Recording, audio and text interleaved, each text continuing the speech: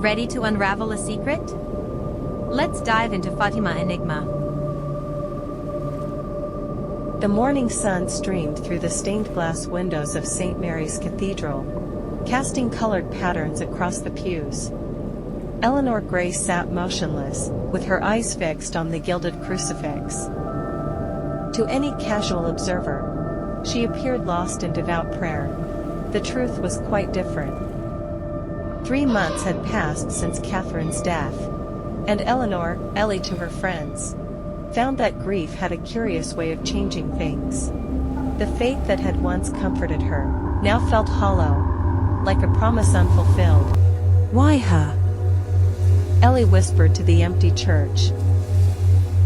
"Why take someone who believed so deeply?" The silence that answered was becoming all too familiar. As Ellie sat there, an odd memory surfaced. The story of Fatima and its 3 shepherd children who claimed to have seen the Virgin Mary in 1917.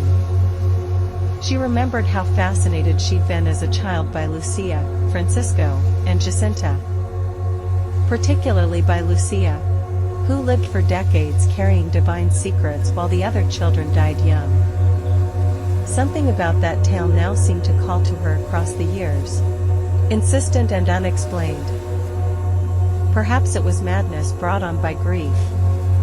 Perhaps it was something else entirely.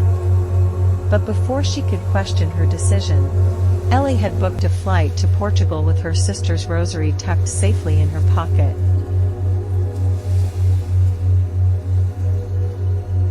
Fatima was smaller than she had imagined. The bus from Lisbon had wound through olive groves and vineyards before depositing her in the small town, where whitewashed buildings stood in neat rows, and pilgrims moved with quiet purpose towards the sanctuary that dominated the landscape.